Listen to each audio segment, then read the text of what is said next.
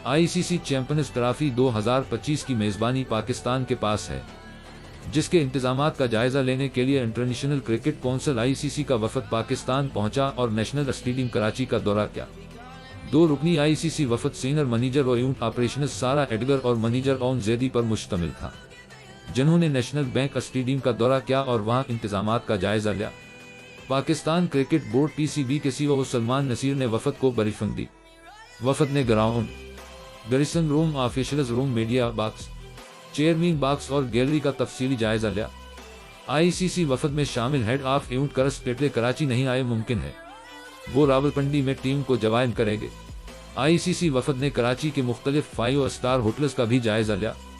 वफद आज शाम लाहौर रवाना होगा, जहां वो कज़ाफी स्टेडियम और फिर रावलपिंडी स्टेडियम का दौरा करेगा।